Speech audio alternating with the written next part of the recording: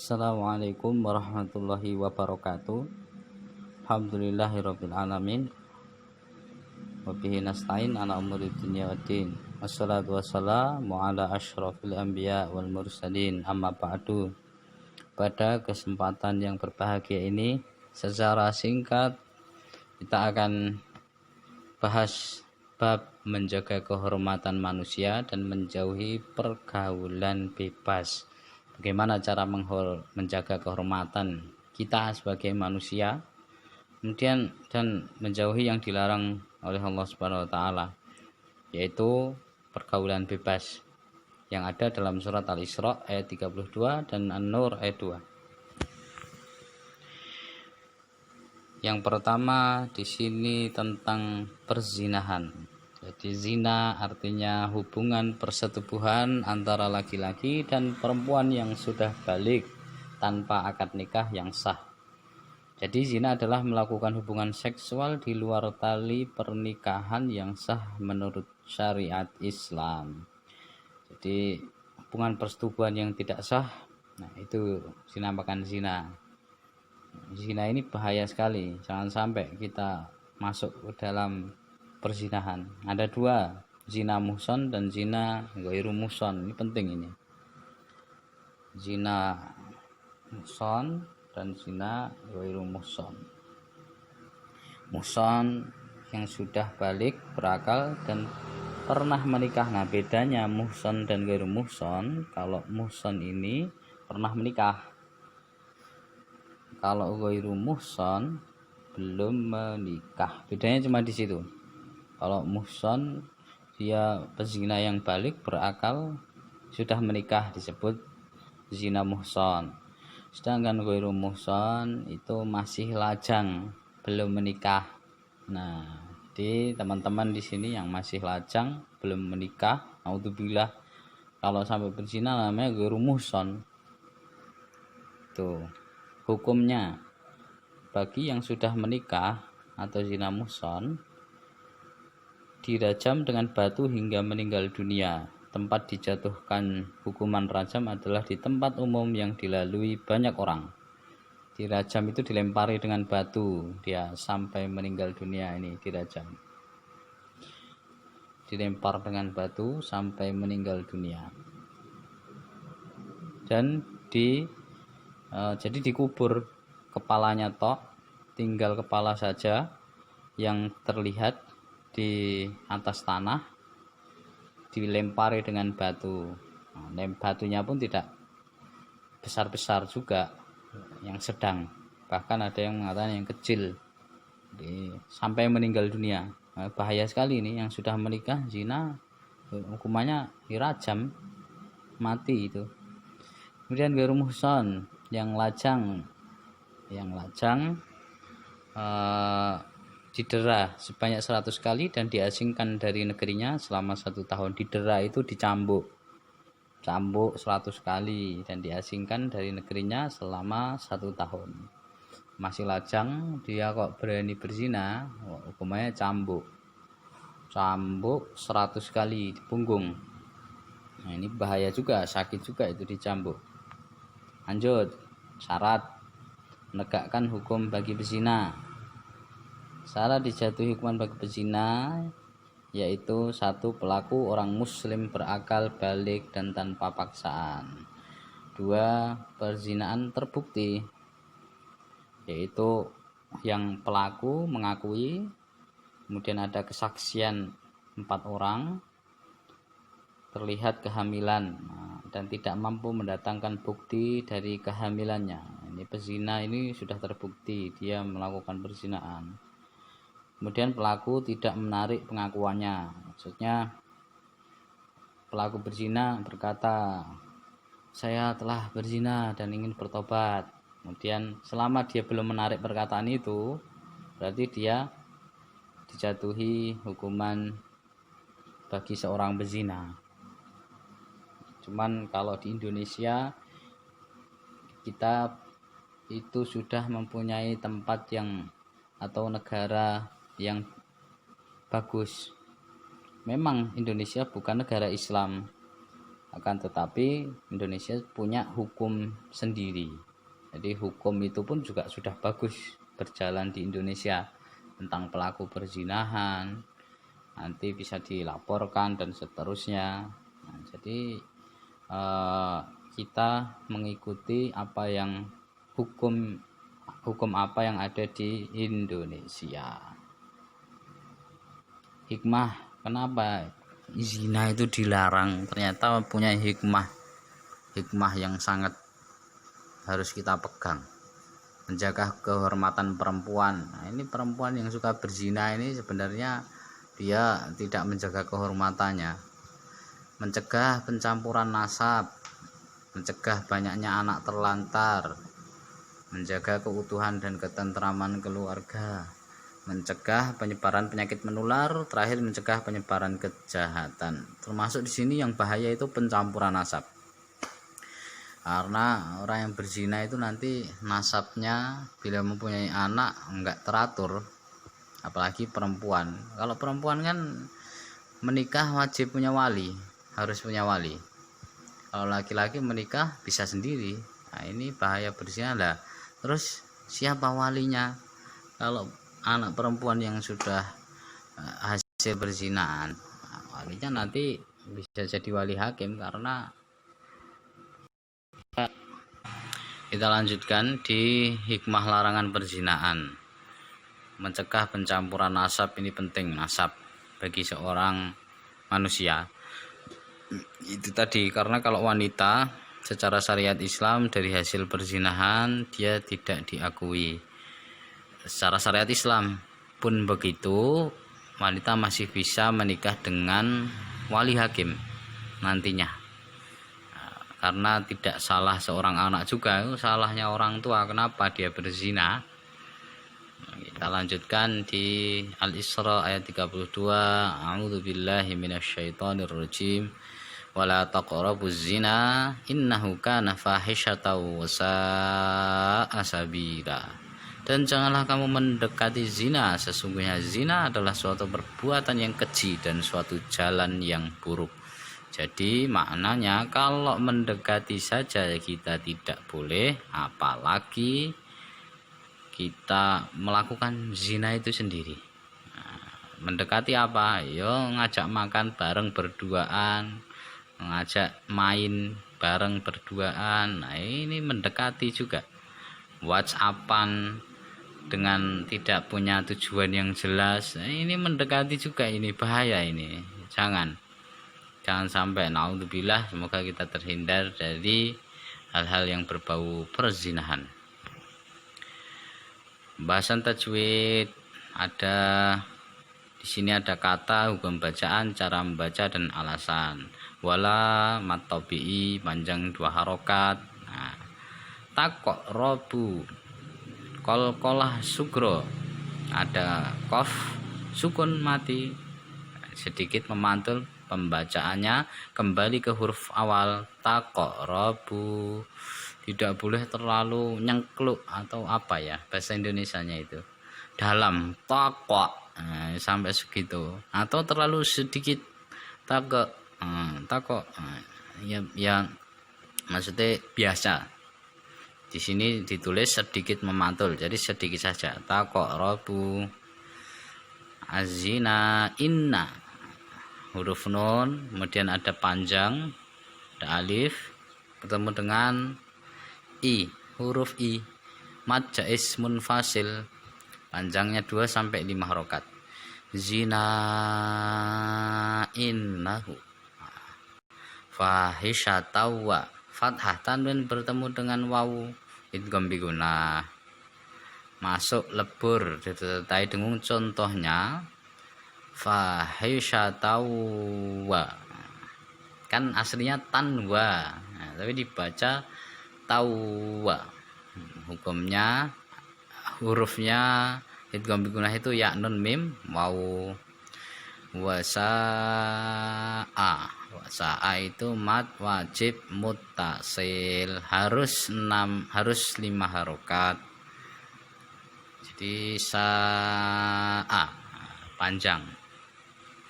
Sabilan mad iwat karena ada tanwin di wakof. Baca fathah biasa panjang 2 harokat. Sabila. Isi kandungan Al-Isra 32, Syekh As-Sa'di menjelaskan larangan mendekati zina lebih mengena ketimbang larangan zina. Karena larangan mendekati zina mencakup larangan semua perkara yang dapat mengantarkan kepada perbuatan zina. Nah, sudah jelas saya kira. Pada ayat ini Allah melarang hambanya berbuat zina dan mendekatinya, serta melakukan faktor-faktor dan aspek-aspek yang mengantarkan kepada perbuatan zina.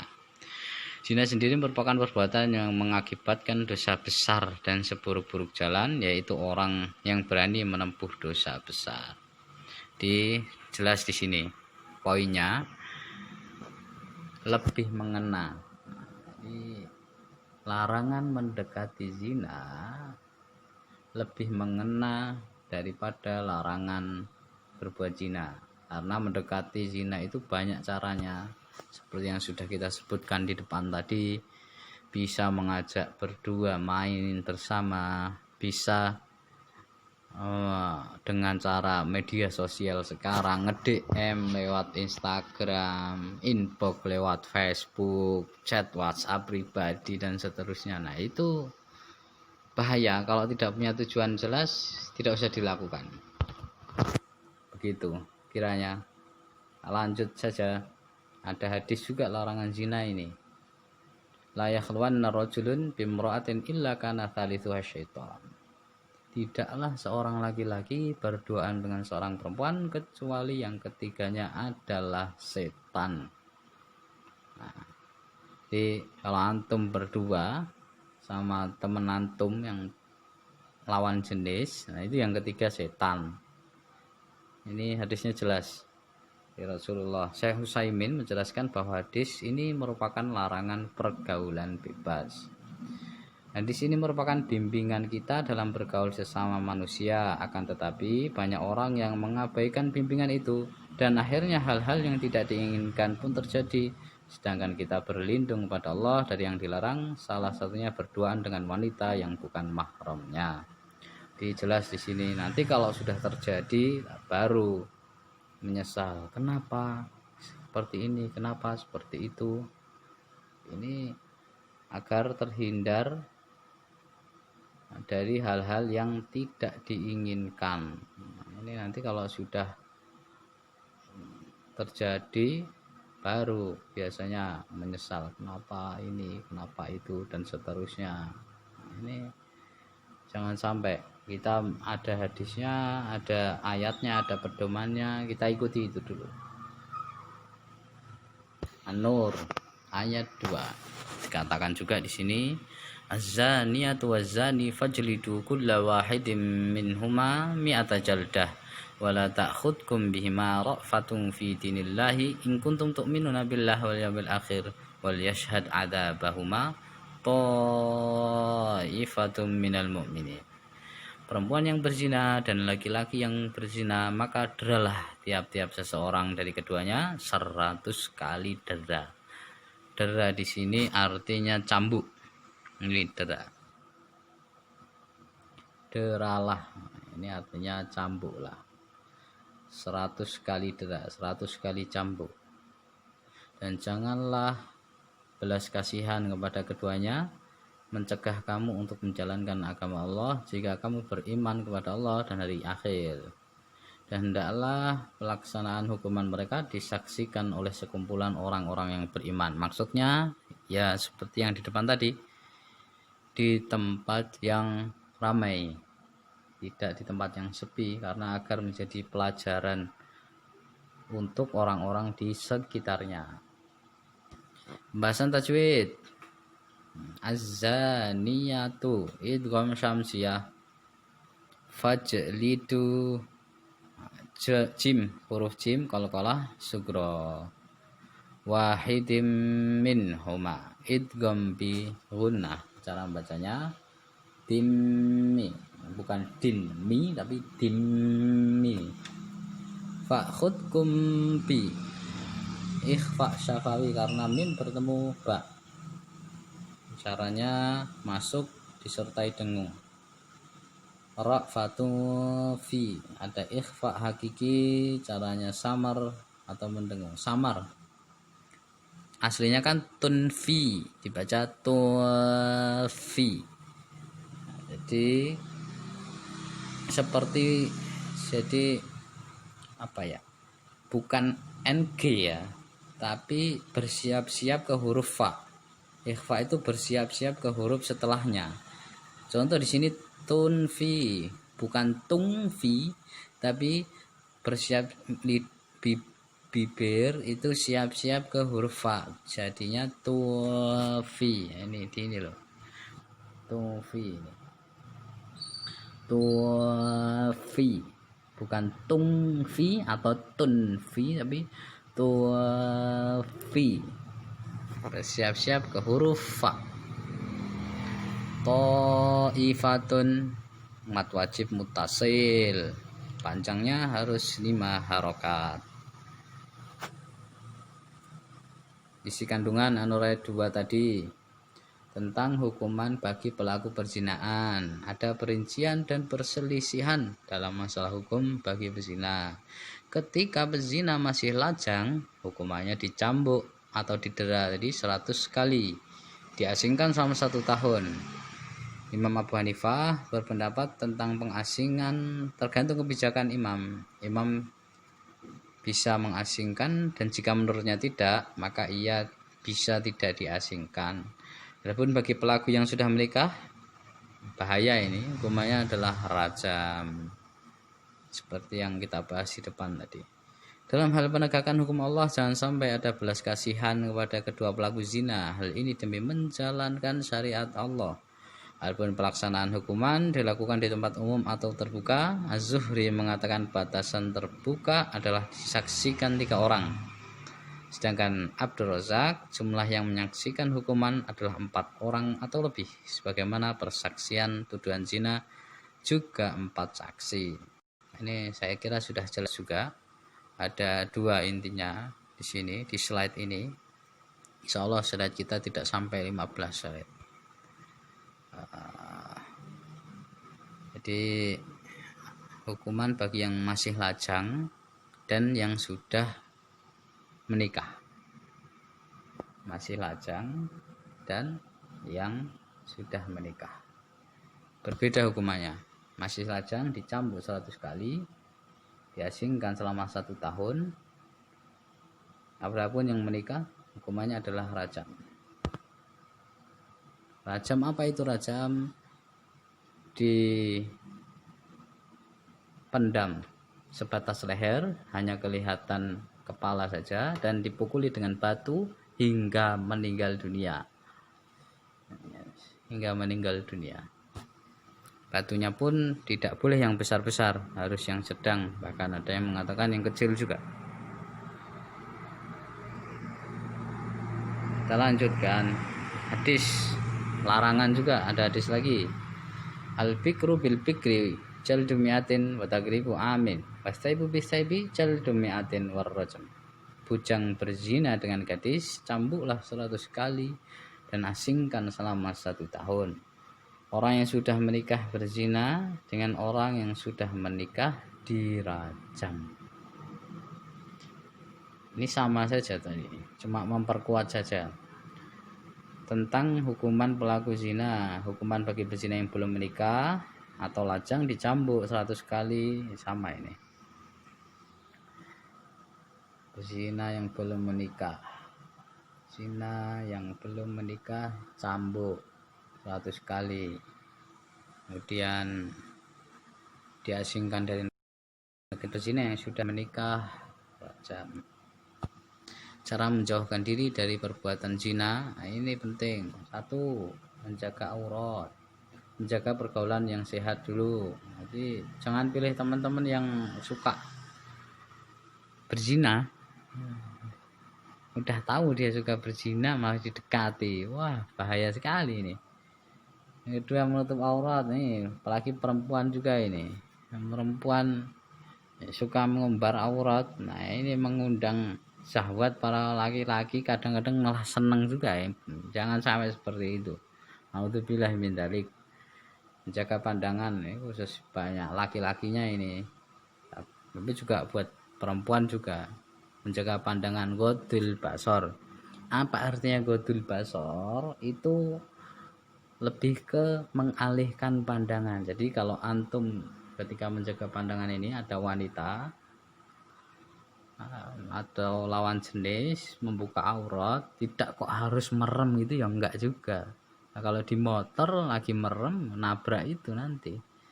Misal di motor ada yang membuka aurat, alihkan pandangan mungkin ke mobilnya yang lain atau mungkin ke lampu merah. Nah, ini bisa menjadi cara agar kita menjaga pandangan, menjaga kehormatan. Ini juga penting, jaga kehormatan khususnya bagi para wanita. Terakhir, meningkatkan aktivitas dan rajin puasa. Kenapa orang-orang itu kadang-kadang masih suka melakukan atau mendekati perzinahan? Karena aktivitasnya banyak yang tidak positif. Coba orang, kalau antum pengen aktif, pengen terbebas dari perzinahan atau mendekati hal-hal yang berbau zina, perbanyak kegiatan positif, olahraga